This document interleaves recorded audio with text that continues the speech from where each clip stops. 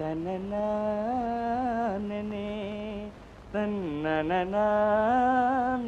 நானே கண்ணே தனனா தனனா நனனா.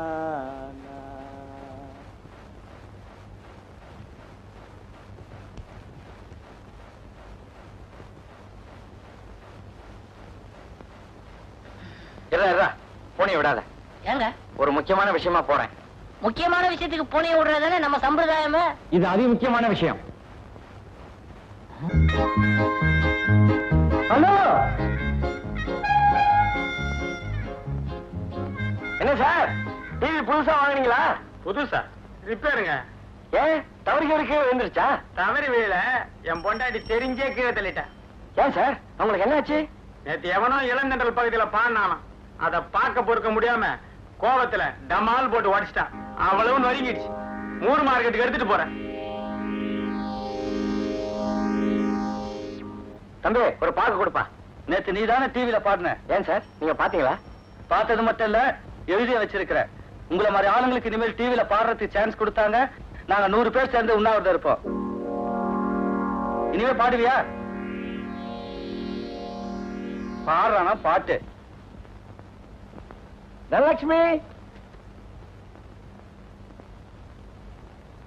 வாங்க சார், உட்காருங்க. என்னம்மா வீட்டுல யாரும் இல்லையா? இப்பதான் 5 நிமிஷம் இருக்கும். அம்மா அப்பா வெளியில போனாங்க. ஏதாவது முக்கியமான விஷயமா சார்?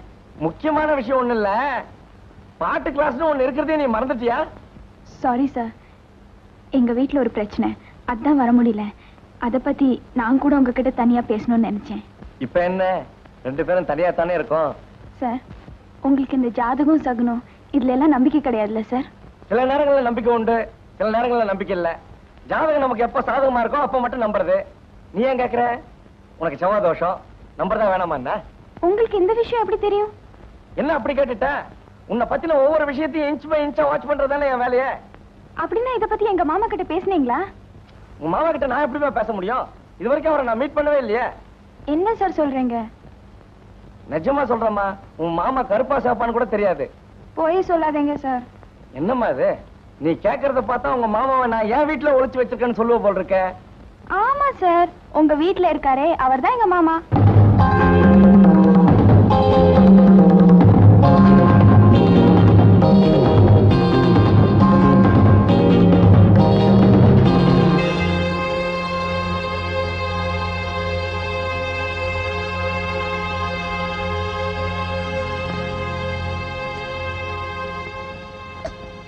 சார், தயவு செஞ்சு எங்க மாமா கிட்ட இதுக்கு ஒரு யோசனை சொல்லுங்க. நாட்டுல எவனுக்கு லவ் ஃபெயிலியர் ஆனாலும் முதல்ல சொல்ற வார்த்தை தங்கச்சி தான். நான் மட்டும் என்ன விதிவிலக்கா? கவலையப்படாதம்மா, உனக்கு ஒரு அண்ணன் இருந்தா என்னென்ன செய்வானோ அது அத்தனையும் நான் செய்யறேன்.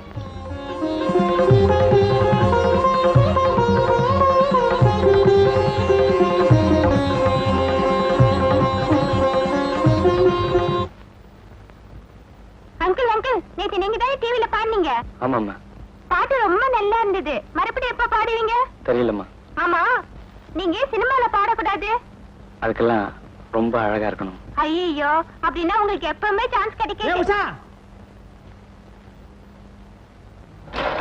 எடா காஜா, உன் வாத்தியார் பொண்ணு பார்க்க போயிருக்காரு, வெற்றியோட திரும்பாரா? சார், காதலிக்கிறதுக்கு முன்னாடி அவன் முகத்தை ஒரு தடவை கண்ணாடியில பாத்துக்கணும். நீ சொல்றத பார்த்தா அந்த பொண்ணு ரொம்ப அழகா இருப்பா போல் இருக்க. உங்க வீட்டு அழகா எங்க வீட்டு அழகா? அழகோ அழகு, கொள்ளை அளவு போங்க. அப்ப இவருக்கு ஏண்டா அந்த ஆசை? இதே கேள்விதான் நானும் பலமுறை கேட்டேன். ஆசை யார விட்டது? கேட்டா கண்ணாடி குத்த சொல்றாரு. சிரிக்காதீங்க சார், ஏற்கனவே உங்க அக்கா பொண்ணு வேற வீட்டை விட்டு தரத்தி தான் சொன்னீங்க. எதுக்கும் ஒரு தடவை கண்ணாடியை பார்த்துக்க நல்லது. என்னடா மிஞ்சின பதார்த்தம் இதான வேணாங்கிறது? கொஞ்சம் விட்டா நெஞ்சில மிதிப்பிய. ஆமா, ஓ வாத்தியார் லவ் பண்ற பொண்ணை பத்தி என்கிட்ட சொல்லு. என் சைட்ல ஏதாவது உதவ முடியுமான்னு யோசிக்கிறேன். யோசிக்கிறீங்களா? உங்களை எதுக்கு இங்க சோத்த போட்டு வளர்க்கலாம்னு நினைக்கிறீங்க? எல்லாம் ஒரு நட்பு தான். என்னடா? நட்பு இல்ல சார், நடிப்பு. என்னடா சொல்ற? அவருடைய சைட்டுக்கு ஒரு தாய் மாமன் இருக்கானா, அவர் அடிக்க இவருக்கு தில்லி இல்ல. அதனாலதான் உங்களை வளர்க்கிறாரு. அப்படி என்னடா அந்த பொண்ணு பெரிய கிளியோபட்ராவ? கிளியோபட்ரையோ எலியோபட்ரையோ போட்டோவை காட்டுறேன் பாருங்க. போய் மாலதி வீட்டை சம்பள பணத்தை வாங்கிட்டு வா.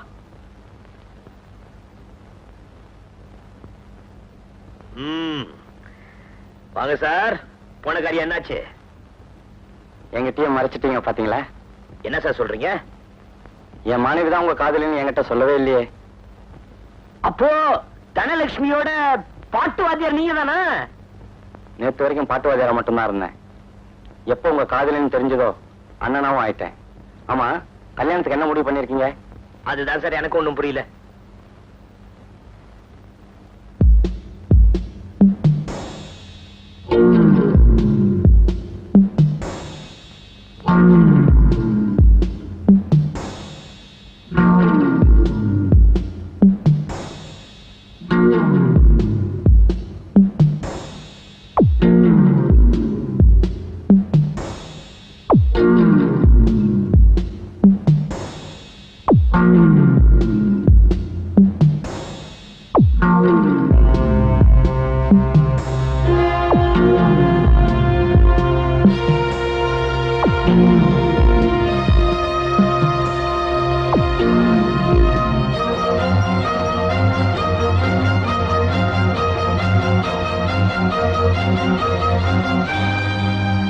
உங்களுக்கு என்ன பைத்தியமா பிடிச்சிருக்கு?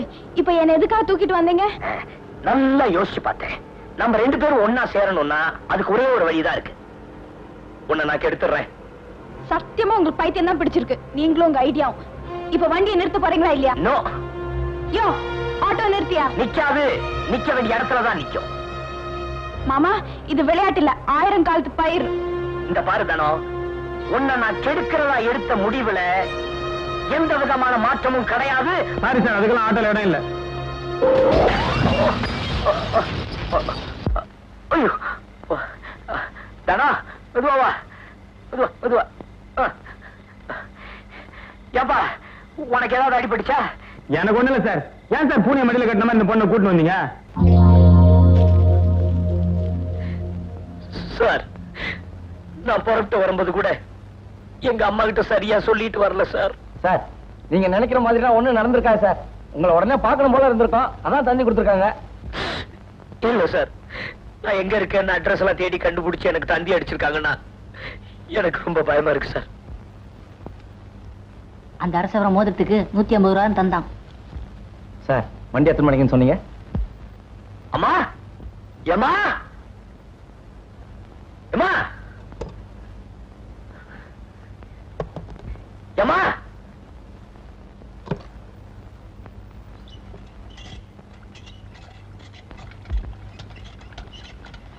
ஏம்மா, எம்மடி உடம்புக்கு என்ன?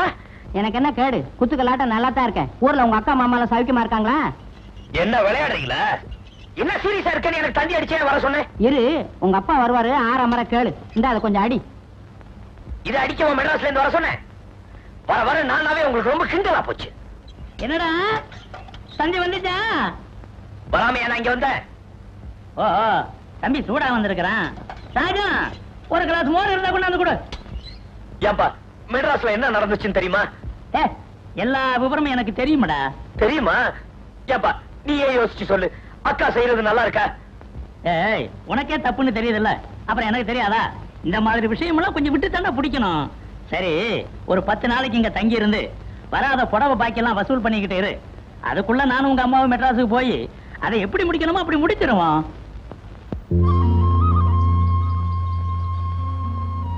ஏமே, ரொம்ப நாளா எனக்கு ஒரு சந்தேகம். மெட்ராஸ்ல 14 அடுக்குமாடி கட்டடம் இருக்குன்னு சொல்றாங்களே, நிஜமாவே அத்தனை அடுக்கு இருக்கா? நீங்க போனீங்களே, அதை எண்ணி பாத்தீங்களா? இதே கேள்வியை குறைஞ்சது 1000 பேர்கிட்டயாவது கேட்டிருப்பேன். மெட்ராஸ் என்ன 7 கடல் தாண்டியா இருக்குது? 80 கிலோமீட்டர் தானே. பச்சை பிடிச்சா 2 மணி நேரத்துல போய் இருட்டு வந்துடலாம் இல்லையா? டேய், நீ சொன்னாலும் சொல்லாட்டாலும் ஒரு நாளைக்கு மெட்ராஸுக்கு போய் 14 அடுக்குமாடி கட்டடத்தை பார்க்கத்தான் போறேன். ஏன்னா அந்த வீட்டுக்காரருக்கு எவ்வளவு வாடகை வரும்? எந்த வீட்டுக்காரருக்கு? இந்த 14 அடுக்குமாடி கட்டடம் போட்டா அவங்க. அது யாருக்கு சொந்தம் இல்லடா, அது இன்சூரன்ஸ் ஆபீஸ். இன்சூரன்ஸா? இன்சூரன்ஸா? நீ மாசம் மாசம் பணம் கட்டிட்டு வரணும். திடீர்னு நீ செத்து போயிட்டான்னு வச்சுக்க, அந்த பணம் உனக்கு கொடுத்துருவாங்க. என்னது, நீங்க கூட முட்டாள்தனமா பேசுறீங்க. நான் செத்து போயிருன்னு சொல்றீங்க, அப்புறம் யார்கிட்ட பணம் கொடுப்பாங்க? டேய், இவனை யாரா கூட்டிட்டு வந்தது? வந்து 4 நாள் தான் ஆச்சு. கேள்வி கேட்டு என்ன மெட்ராஸ் காமிச்சிருவான் போட்டிருக்க. அட விடுங்கப்பா, நம்ம அண்ணன் மெட்ராஸ் கூட்டிட்டு போறாரு. 14 அடிக்கு மாடியில ஏத்துறாரு. ஏத்திட்டு உன்னை அங்கே தள்ளி விடுறாரு. ஏதாச்சும் பேசினா வாயை தச்சிருவன் தச்சு. அட விடுங்கப்பா, அண்ணன் கல்யாணம் மெட்ராஸ்ல தான். வண்டியை கட்டிக்கிட்டு போய் ஒரு சுத்திடுவோம். எப்ப நீ கல்யாணம்? ஏன்டா அலையறீங்க? எங்க அப்பாவும் அம்மாவும் அதுக்காக தான் மெட்ராஸ்க்கே போயிருக்காங்க. வரும்போது கண்டிப்பா கல்யாண பத்திரிக்கையோட தான் வருவாங்க. என்னங்க உங்களுக்கு ஒரு தபால் வந்திருக்கு. என்னண்ணே பத்திரிக்கை ப்ளூ கலர் அடிச்ச மாதிரி இருக்கு? புழுவாடாது, பச்சைதான் முண்டம். ஏப்ப குழம்புறீங்க? தெரிஞ்சா சொல்லுங்க, தெரியாத என்ன மாதிரி அறிவாளிட்ட கேளுங்க. இந்த கலருக்கு இங்கிலீஷ்ல ஆரஞ்சு, தமிழ்ல ராமர் கலர்னு சொல்லுவாங்க. ஓஹோ, அப்படிங்களா அண்ணன்? ஆமா தம்பி. புட்டா கோமட்டி தலையா? ஏய், நம்ம ஆளு லெட்டரா? அண்ணி தானே, படிங்க படிங்க, காது குடியே கேட்போம்.